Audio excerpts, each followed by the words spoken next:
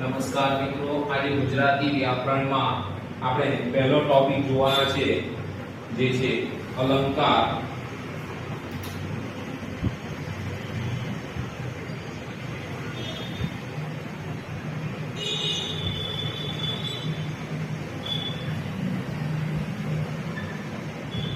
અલંકાર આપણે જોવાના છે, પહેલો ટોપિક છે. અને અલંકાર નો મતલબ થાય છે અલમ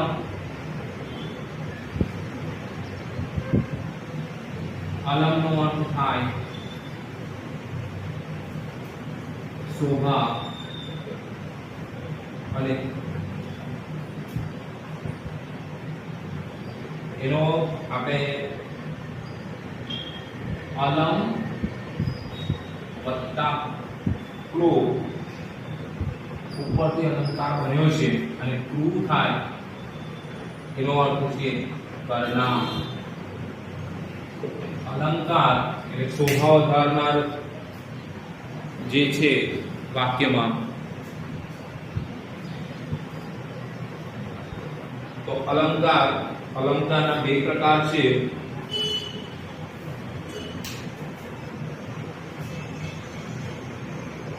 અલંકારના બે પ્રકાર આપેલા છે. એક છે શબ્દાલંકાર અને બીજું છે અર્થ અલંકાર. હવે પણ આની અંદર પણ બીજા પેટા પ્રકારો છે. આની અંદર પણ પેટા પ્રકારો છે. તો આપણે આજે શબ્દ અલંકાર છે તે જોશું. પહેલું છે એનો વર્ણાનુપ્રાસ અલંકાર છે. બીજો છે શબ્દાનુપ્રાસ. ત્રીજો છે આંતરપ્રાસ.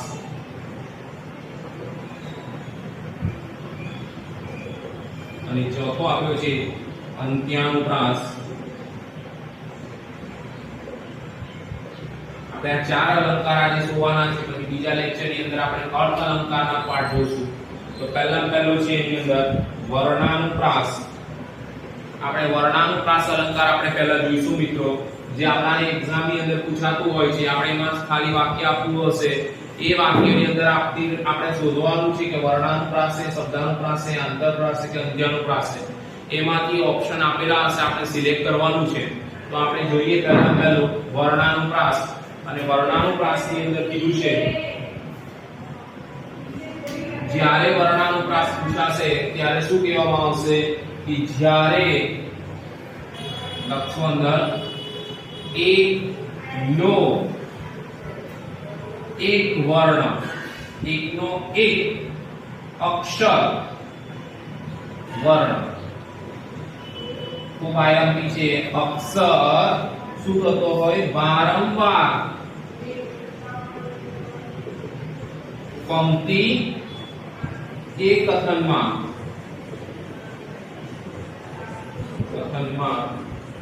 પુનરાવર્તન પામે.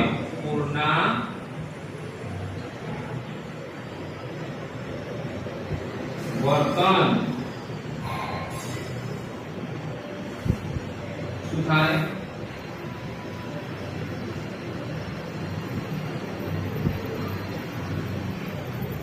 પુનરાવર્તન પામે ત્યારે શું કહેવામાં આવે છે? વર્ણાનુપ્રાસ અલંકાર કહેવામાં આવે છે. એવું કહેવામાં આવે છે. શું કહેવામાં આવે છે કે એકનો એક અક્ષર કાં તો એકને અક્ષર આપેલો હોય, અ હોય, ક હોય, તો એકનો એક જે છે તે રિપીટ થતો હોય તો એને કયો અલંકાર કહેવામાં આવશે? વર્ણાનુપ્રાસ અલંકાર કહેવામાં આવશે. તો આપણે એને એકાદું એક્ઝામ્પલ જોઈએ, ઉદાહરણ જોઈએ એનું કે આપણને સમજ પડી જાય કે શું કહેવા માંગે છે વર્ણાનુપ્રાસ. વર્ણાનુપ્રાસ એટલે એકનો એક અક્ષર ફરી આવતો હોય. તો આપણે પહેલો જોઈએ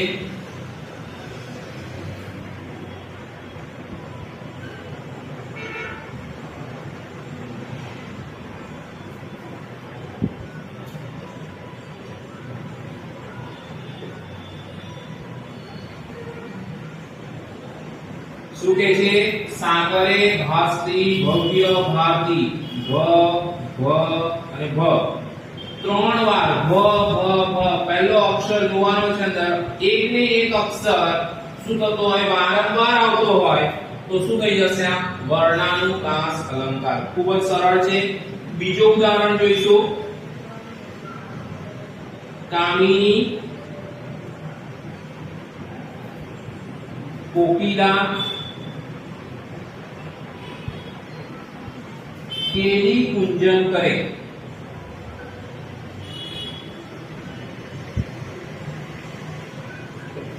હવે દેખશો કે આની અંદર પહેલો અક્ષર બધામાં ક અને ક આપેલો છે.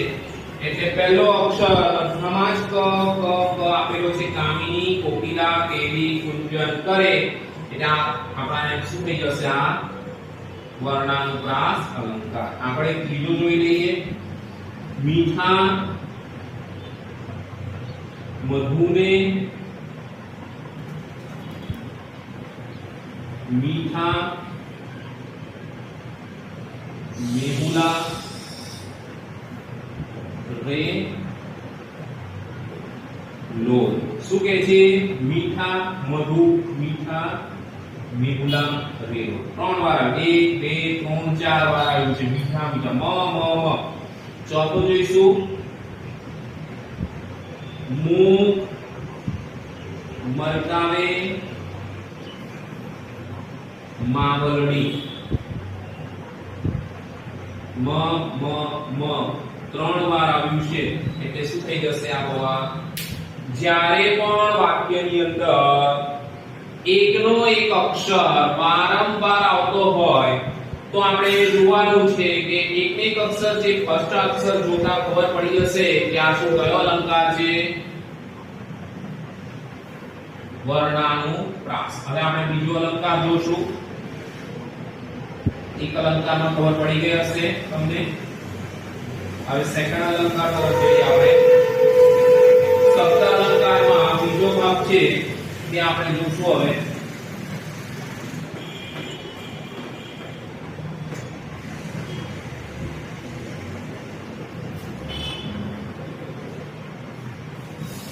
શબ્દાનુપ્રાસ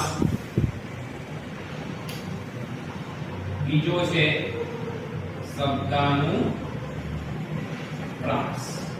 શબ્દાનુપ્રાસ અલંકાર એનું નામ છે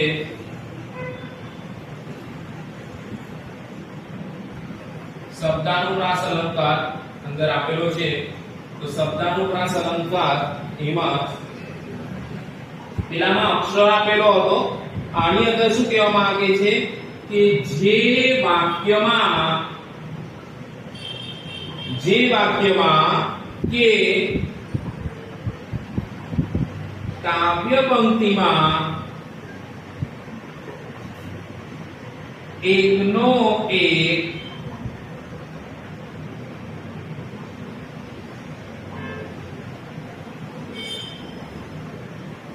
શબ્દ બે વાર શું કહેવા માંગે છે? બે વાર કે એના જેવો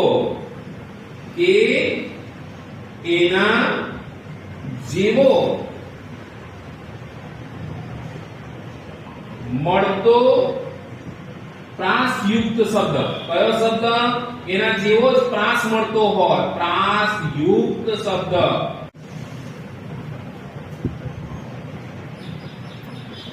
તો શબ્દાનુપ્રાસ અલંકાર જે વાક્યમાં કે કાવ્ય પંક્તિમાં એકનો એક શબ્દ બે વાર આવતો હોય કે એના જેવો મળતો પ્રાસયુક્ત. એટલે એના જેવો શબ્દ હોય એ ના હોય પરંતુ એના મળતો આવતો શબ્દ તો એને પ્રાસયુક્ત અલંકાર કહેવામાં આવે છે. પેલામાં અક્ષર હતું, આની અંદર શબ્દ છે. શબ્દાનુપ્રાસ. તો એનું પહેલું ઉદાહરણ છે હળવે હળવે હળવે હરજી મારા મંદિરે આવો. એક ને એક તમને દેખાશે હળવે હળવે હળવે ત્રણ વાર લખેલું છે. તો શું થઈ જશે? આ હવે બીજું ઉદાહરણ જોઈએ.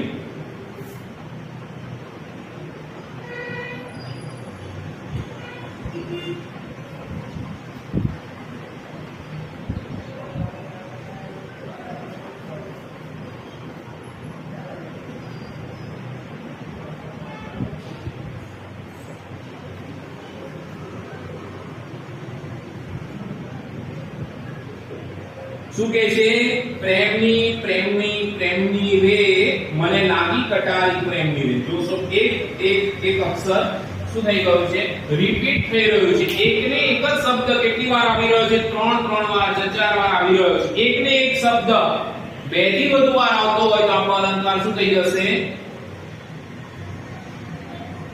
બરાબર છે? શબ્દાનુપ્રાસ. અક્ષર હોય તો આપણે વર્ણાનુપ્રાસ થઈ જશે. એ આખો શબ્દ રિપીટ થઈ રહ્યો છે એ જોવાનું છે. હવે ત્રીજું આપણે ઉદાહરણ જોઈએ પછી આપણે જોઈશું.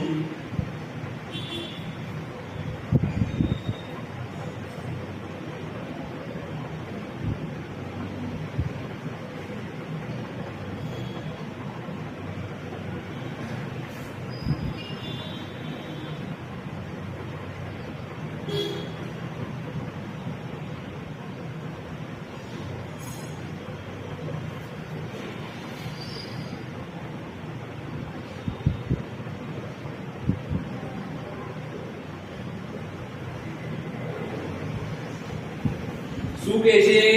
5 અડે 5 દેખાય છે તમને?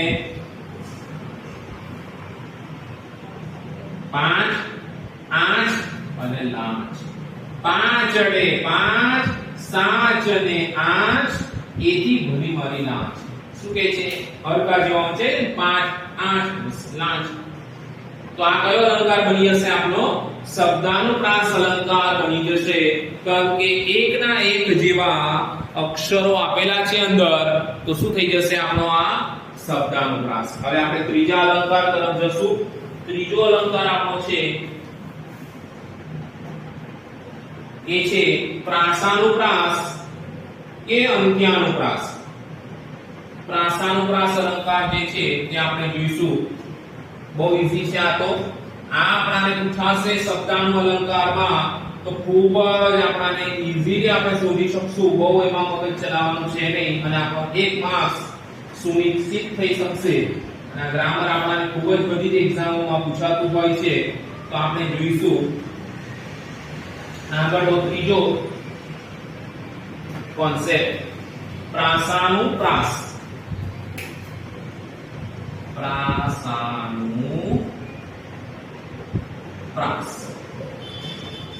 પ્રાસાનુપ્રાસ કે છે કાં તો એને પ્રાસ સાંકળી પણ કે છે. બરાબર છે? અને આંતરપ્રાસ પણ કે છે. ત્રણ નામ છે એના. અને આપણે એક્ઝામ ની અંદર ખાસ કરીને પ્રાસાનુપ્રાસ જ આપતા હોય છે. એનું આપણે જોઈશું. એનું આપણે પ્રાસાનુપ્રાસ અલંકાર પ્રાસ સાંકળી કે આંતરપ્રાસ જ્યારે કાવ્ય પંક્તિના પ્રથમ ચરણનો છેલ્લો શબ્દ અને બીજા ચરણનો પ્રથમ શબ્દનો પ્રાસ સરતો હોય ત્યારે આંતરપ્રાસ અલંકાર કહેવામાં આવે છે. એનું છે વિદ્યા ભણ્યો જે તે. જે અને તે દેખશો તો તમને ખબર પડશે કે પ્રાસ મળતો આવે છે એટલે શું થઈ જશે? પ્રાસાનુપ્રાસ. ઘેર પધાર્યા હરિગુણ ગાતા. જોશો તમે લીટી પાડી છે ગાતા અને વાતા તા અને સંકૃતમ ગાતા વાતા. મહેતાજી નિશાએ આવ્યા લાવ્યા પ્રસાદને કર્યો વચ્છો. આવ્યા અને લાવ્યા. તો ત્રીજો છે આપણો આ જે આંતરપ્રાસ એનો આ આપણે જોયું છે. બરાબર? તો આપણે આ ચોથા તરફ જોશું. અંત્યાનુપ્રાસ.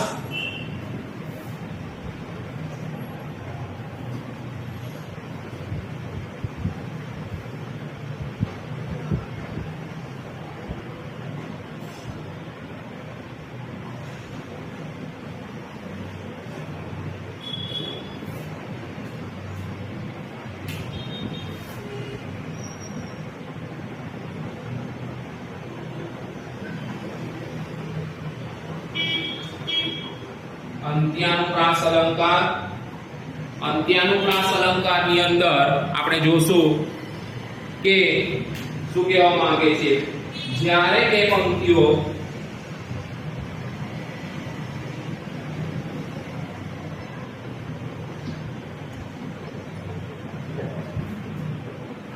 કે ચરણના અંતે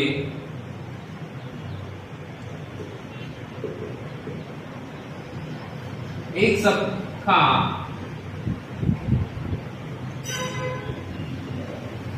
ઉચ્ચાર વાળા શબ્દો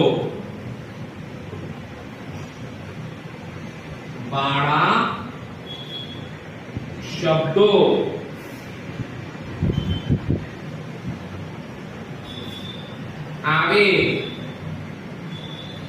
ત્યારે અંત્યાનુપ્રાસ અલંકાર કહેવામાં આવે છે. એવું કહે છે કે બે પંક્તિઓના કે ચરણના અંતે એક સરખા છેલ્લા જ્યાં હોય ને ત્યાં ગાડી શું કહેવા માંગે છે કે બંને ચરણની અંદર છેલ્લા અક્ષરો ખૂબ જ ફેમસ રીતે આપણે લખીશું કાળી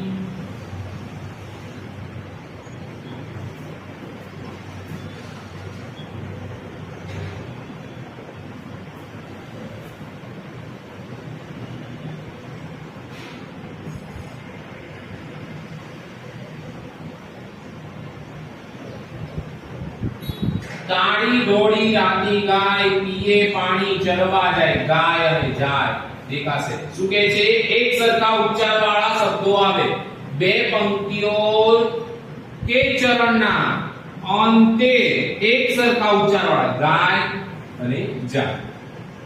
બરાબર છે. બીજું જોઈએ દરિયાથી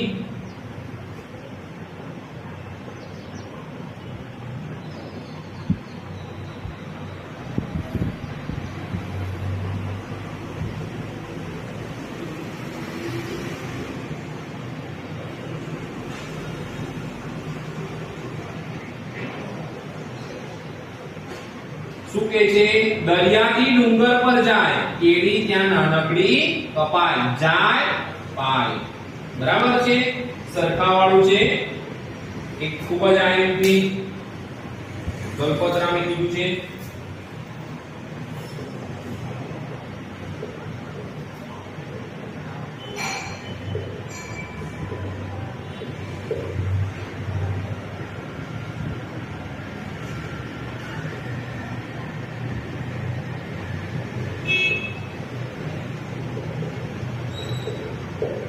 શું કે છે લાંબા જોડે ટૂંકો જાય મરે નહીં તો માનો જાય. લાંબા જોડે આપણે કોઈ ટૂંકો જતો હોય તો એની સ્પીડે આપણે જઈ શકીએ નહીં એ કહેવા માંગે છે. પૈસા વાળા જોડે ખૂબ નાનો વ્યક્તિ જતો હોય તો એની પણ બરોબરી થઈ શકે નહીં.